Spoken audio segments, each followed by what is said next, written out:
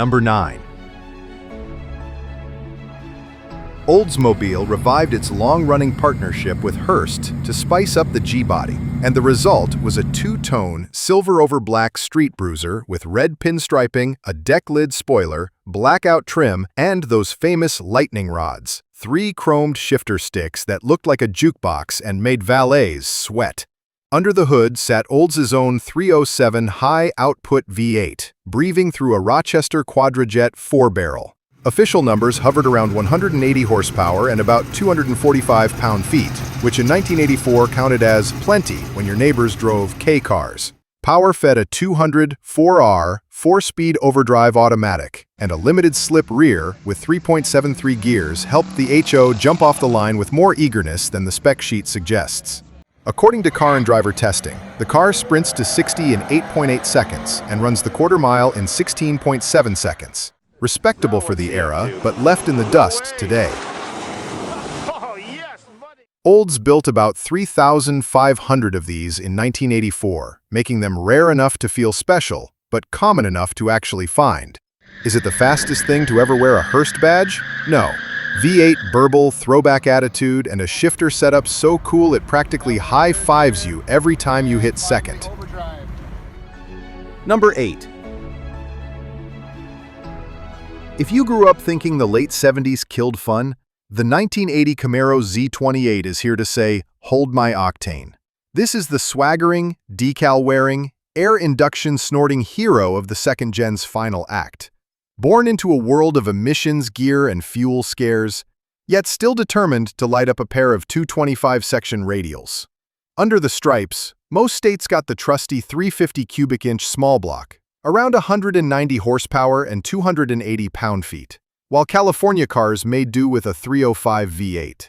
The Z28's F41 heavy-duty suspension, front and rear anti-roll bars, quick steering, and front discs rear drums kept the roughly 3,500-pound coupe honest in the corners. Straight-line numbers won't scare a modern minivan.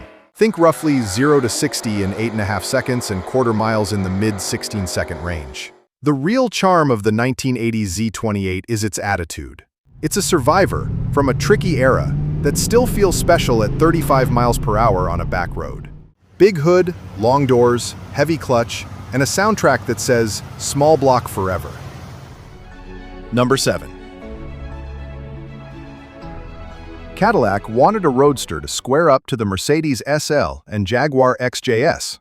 So they rang Pininfarina, penned a crisp, wedgy body in Italy, then flew those bodies across the Atlantic on specially outfitted 747s, the famous Alante Air Bridge. Under the hood, 1989 is a sweet spot. Cadillac upgraded the Alante to the 4.5-liter HT 4500 V8, good for about 200 horsepower and 270 pound-feet. It's an aluminum block pushrod charmer that prefers smooth torque to high RPM drama, routed through a 4-speed automatic to, surprise, the front wheels. With roughly 3,700 pounds to move, you're looking at around 8 seconds to 60 miles per hour, and quarter-mile times in 16.1 seconds. Ride quality is classic Cadillac, supple without being floaty, so you can devour highway miles like a continental breakfast. Number 6. By 1980, the big 400 V8 had shuffled off thanks to emissions rules, so Pontiac got crafty, bolt a turbo onto the 302 small V8, pipe it through a Rochester Quadrajet, and give the Firebird a new party trick. The shaker scoop disappeared, replaced by an offset turbo hood bulge that practically shouts Turbo 4.9 before you even turn the key. It's peak late 70s, early 80s drama.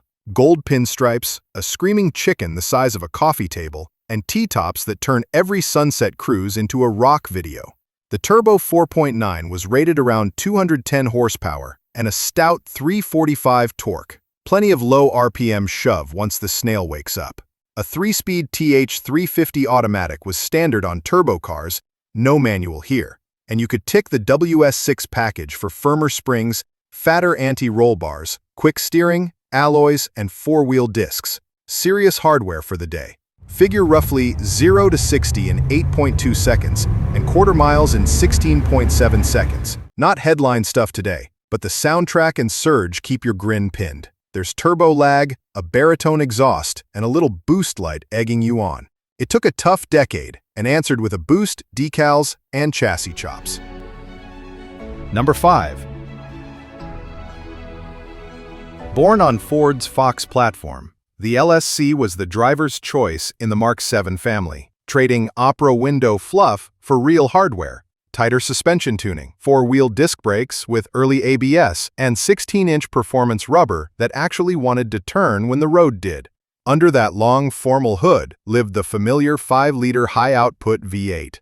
Yup, the Mustang's heart, rated at a healthy 225 horsepower and about 300 torque. It breathed through a proper sequential fuel injection setup and exhaled with a burbly confidence that said, "Yes, I wear a tie, but I also lift."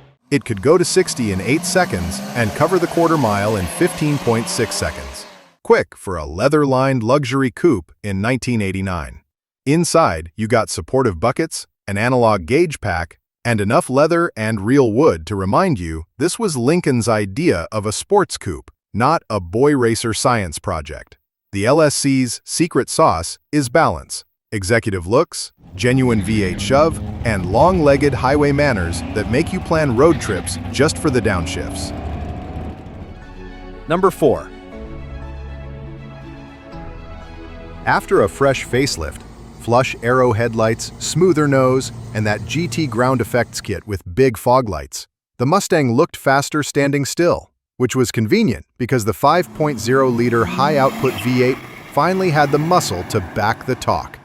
Thanks to better cylinder heads, a roller cam, speed-density fuel injection, and freer breathing, the HO was rated at a stout 225 horsepower and roughly 300 pound-feet. Hook it to the Borg-Warner T5 5-speed or the AOD 4-speed auto if you were feeling relaxed, and the GT would hustle 0 to 60 in 6.1 seconds and rip the quarter in the mid-14 seconds, numbers that, in 1987, made plenty of imports suddenly find the slow lane.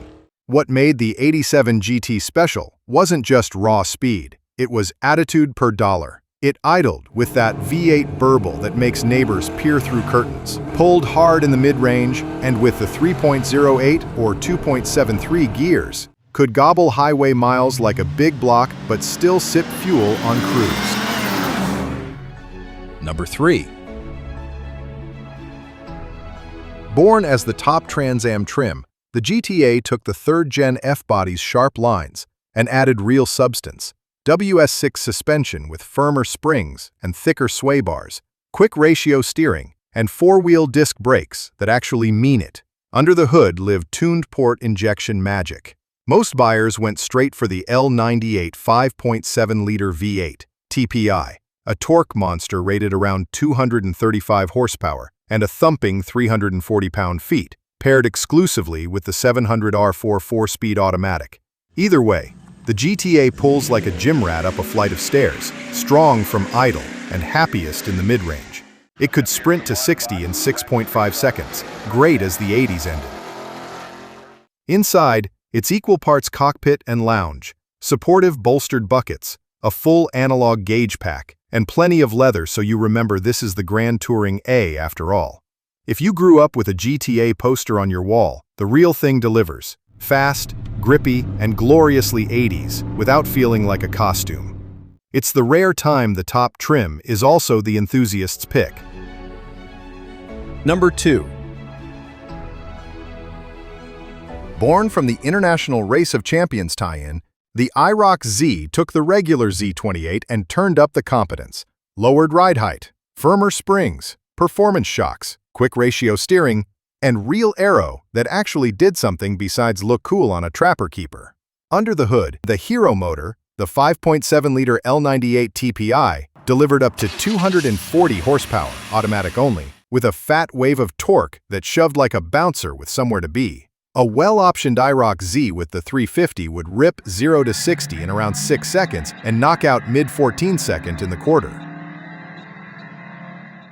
If you stumbled into the ultra-rare 1LE package, you got beefier hardware and fewer creature comforts because race cars don't need AC.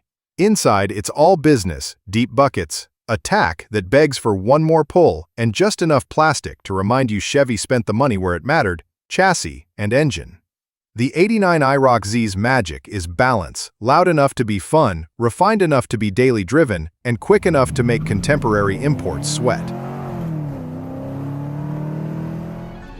Number 1. By 89, the C4 Corvette had matured from early 80s science project into a properly sorted sports car. You still get the full digital dash, pop-up headlights with plenty of 80s attitude, and a body that looks like it's breaking the speed limit while parked. Under its hood sits the L98 5.7-liter small block V8 with tuned port injection. Those long intake runners are like organ pipes for horsepower. Output was a stout 245 horsepower and a pavement-rippling 340 torque, which shows up early and often. New for 1989 was the slick ZF 6-speed manual, replacing the quirky 4+3, letting you keep the V8 right in its happy place. The car could go to 60 in just 6.1 seconds and run through the quarter mile in 14.3 seconds. Legit quick for the era. What makes the 89 L98 lovable isn't just speed, it's character. The throttle feels elastic, the steering crisp, and the cockpit's glowing graphics scream future in charming 8-bit.